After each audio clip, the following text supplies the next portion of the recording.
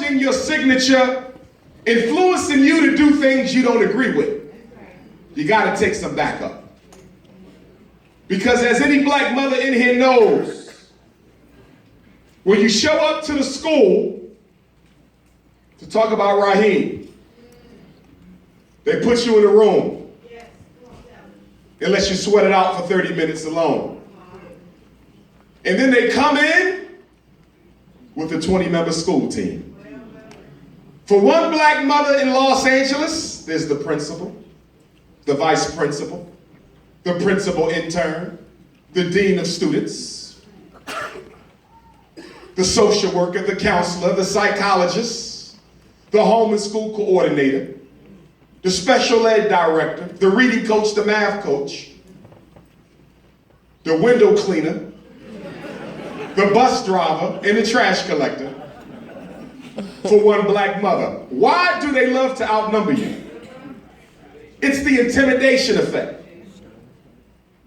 They wear you down by making you think that you can't possibly know more about your child than they do.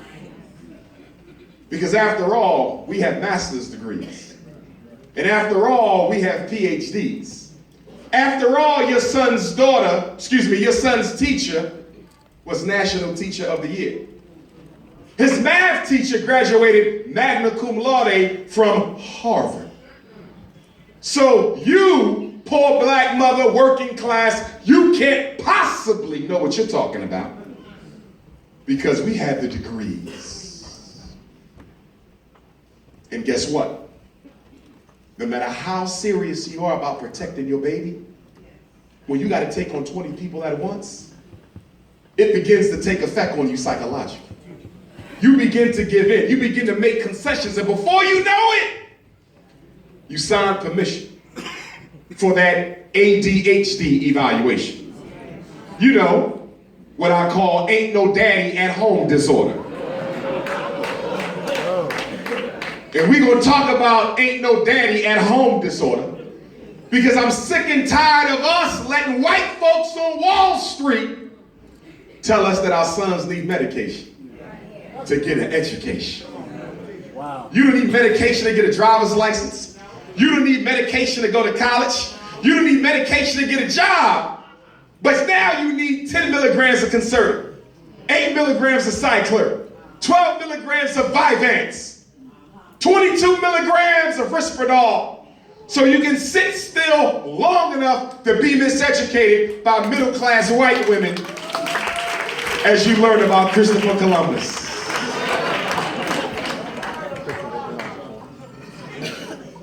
We get ADD 1980. Is that a coincidence? That's the same year that the CIA dropped crack off in Los Angeles. The same year that they started doping up the adults, they started doping up the children. Ritalin is no different than crack cocaine. Concerta is no different than crack cocaine. Even the American Medical Association says that Ritalin acts upon the brain of a child the same way crack acts upon the brain of an addict. And this is what we give our children, because we let white folks tell us what's in their best interest. Well, since when have white folks been in the best interest of black folks? Since when have they ever meant us any good? In 2 years, we'll be celebrating 400 years since 20 of us got dropped off in Jamestown, Virginia. 400 years later, and we still don't understand white supremacy. How can that be?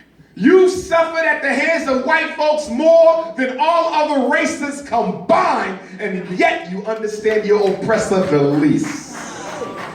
So I'm gonna help you, Los Angeles, because y'all multicultural out here. Yes, sir. Yes, sir. Y'all got a little bit of everything. A little Arab, a little Mexican, little East Indian, little Chinese. You got a little bit of everything out here. So let me help you understand white supremacy. Rule number one, California. Rule number one. Every last one, all white people are racist. You got to understand that, or you understand nothing else. That's right. We can't bite that. Black people have trouble biting down on that reality that all Europeans are racist. And the reason you have trouble understanding that all white people are racist is because your definition is off. You interpret racism as meaning that white people have to hate you. You're wrong. You interpret racism as white people have to have a negative disposition towards blacks. Most of them do, but they don't necessarily have to have that to be a racist. Racism has nothing to do with emotion. Racism has nothing to do with hatred. Racism has nothing to do with emotional animosity. Racism is only about two things, LA: privilege and power. Not emotions and hate. This is why the white people you love, this is why the white people you're friends with and you marry and you date them and you sleep with them and make babies with them, and you don't understand that even with her legs open, she's still a racist.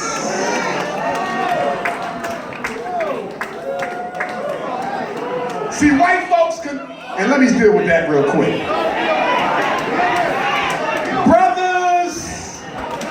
Who have a problem committing to sisters, but you can commit to crackers. Brothers,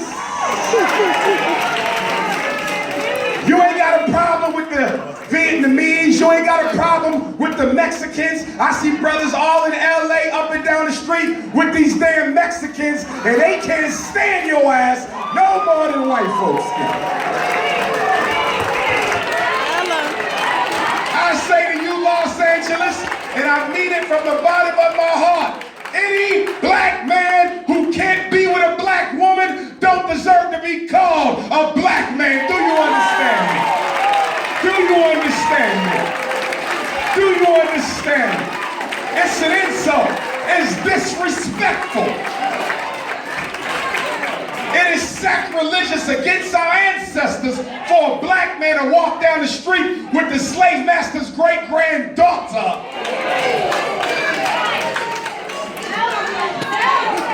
But I have a problem being committed to the enslaved great-granddaughter. I got a question for you, black man. What do your female ancestors think about you being with that female devil? Your great-great-grandmama, who was raped and molested during slavery, what do she think about her descendant being with a cracker? Is that why they fought the Civil War, so you can marry whites? Is that why Dr. King marched, so you can marry whites? The reason black men are in love with non-African women is because you have an inferiority complex vis-a-vis the European male. You consider yourself to be inferior to the white man, and the only way you feel equal is to get his greatest prize, which is the white woman. If I can marry her, then maybe I ain't that bad. It's a low self-esteem issue. It's a low self-esteem issue.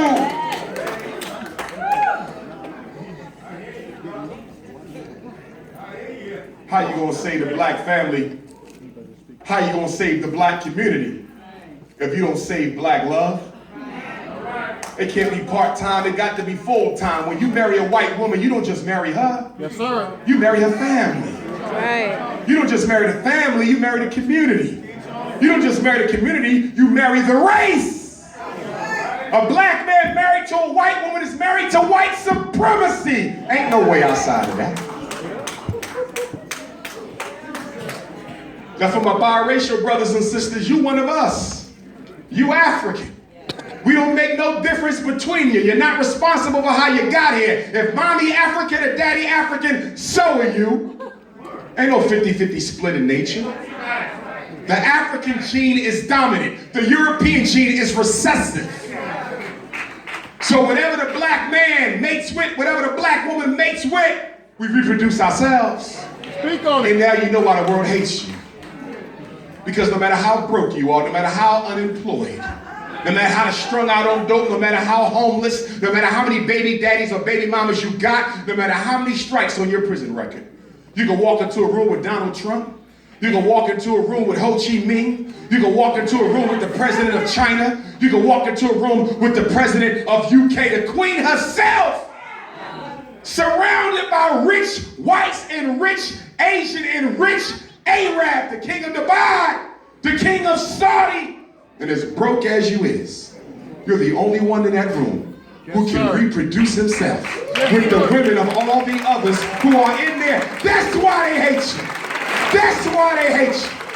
God gave you a natural genetic superiority, and the world hates you for it. White folks can't reproduce themselves in nobody. Yes, sir. I said the white man can't reproduce himself in nobody. This is why during slavery and Reconstruction, whenever they hung a black man, 99% of the time, they castrated us too. Now they hung Irish, but they didn't castrate Irish.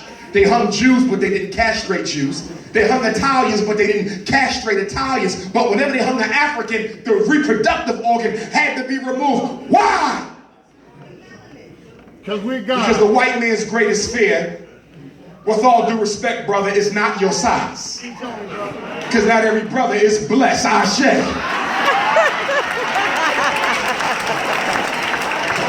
Sisters will testify to that. Not every brother is blessed. The white man ain't afraid of your size. He's fearful of the genetic material and its superiority over his. That's the fear. That's the fear. That's why the gun is called the great equalizer. Because the white man says, if I cannot recreate life for the black woman, at least I can take life with my gun. See, you gotta understand, we're the only people in the world who don't have to exterminate anybody in order to turn the world black. We can literally reproduce them out of existence. Speak on it. Literally. One black man can turn a whole country brown in 50 years. Caramel in 75. And chocolate fudge in 100. And black man, you got to stop going outside your race because we got sisters of every color. You want lemon? We got lemon. You want vanilla? We got vanilla. We got caramel, butter almond, butter pecan, sweet brown sugar, rum raisin.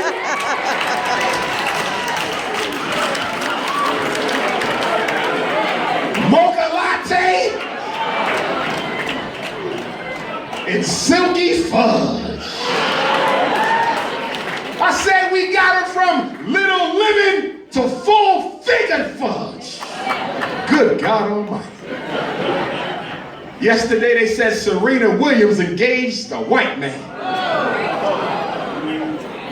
She gonna marry a devil. I'll be damned. And I'm mad. I'm very upset. Because Serena got too much to give.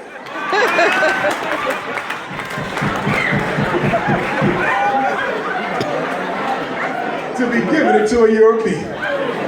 He don't know what to do back there.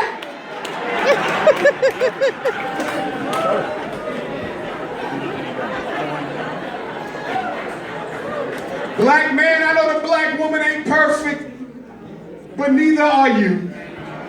If she can put up with you not having a job, you can put up with her having 3 baby daddies. If she can put up with you being unemployed, then you can put up with her emotions. That's right.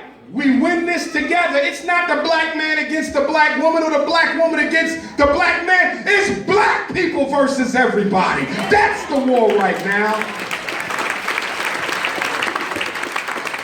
So number 1, parents, don't go to the schools alone. Number 2, stop telling the teachers all your personal business. I know why you do it. You're looking for sympathy. You're looking for empathy. You're looking for compassion from white folks. They have none of that for you. Let me show you how it goes. You goes into the school. They called you up to come pick up Rodney. You said, Miss Slurbanowski, I need you to know that I just started a new job. I'm on probation, 90 days. My boss said if I take off early one more time, I'm gonna lose my position. Now understand, my youngest son, his father was murdered 2 years ago. My oldest boy, I don't know where his father's at. My middle child, father's still in jail right now. I'm living in my mama's house. Me and my 3 children.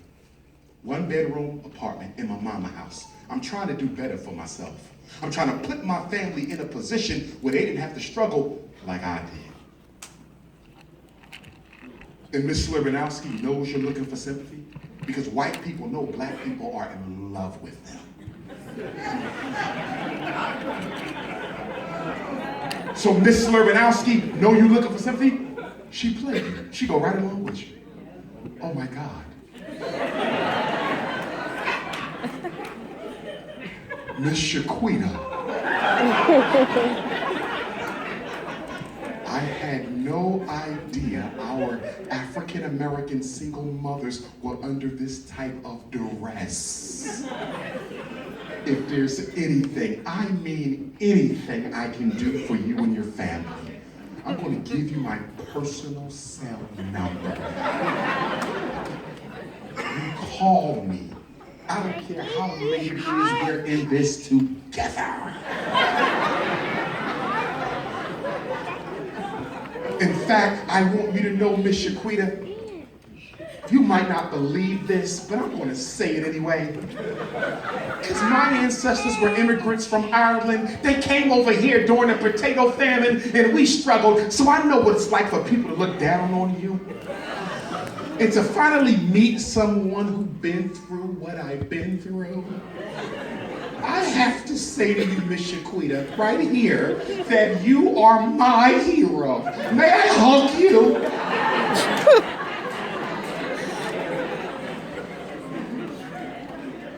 Is it okay if we pray together? And you walk out of there feeling like you've been vindicated. Oh, I got it. She's on my side. But what they don't tell you, as soon as you leave, she marches down to the principal's office, Mr. Silverstein, to let him know that Miss Shaquita just told me that she has 3 kids in a room in her mother's house. Daddy dead, daddy in jail, another daddy running the streets. She's a single mother. And I'm concerned for the children. She came into my room today and she looked emotionally distraught. And Mr. Silverstein, I don't really want to say this because I don't want to get Miss Shaquita in trouble, but I could have sworn I smelled a hint of reefer. I'm telling you what they do. I'm in the schools. And 2 weeks later, after you thought you bought some sympathy, Child Protective Services knocking on your door. We got an anonymous complaint. You know where it came from now. We have to search the premises, and the next thing you know, they're marching your kids out the house. And guess what they do with black kids who get thrown into the adoption system? They give them the homosexual couples to raise. A black child is 3 times as likely to be adopted or fostered out to a gay white couple. Why? Because we have the largest pool of adopted babies. And because black people don't like adopting black children, they sit there waiting for the gays to come and get them. Wow. And now your son is being raised by 2 white men, tonguing each other down in front of his 7-year-old presence. This is what they do. Now when grandma goes to get Raheem, y'all took my grandson from my daughter, I don't know why, but me and my husband would like to have him come and live with us. Well, we have to do a criminal background check. Yeah. So they do a criminal background check and find out that 77-year-old grandfather was arrested for a nickel bag of weed in 1945. And because he got arrested for a nickel bag of weed in 1945, your 7-year-old grandson is not allowed to come and live with you. Slavery ain't over, it just changed form. The adoption system is the new slavery. There's a lot of white folk all across LA County, NBA.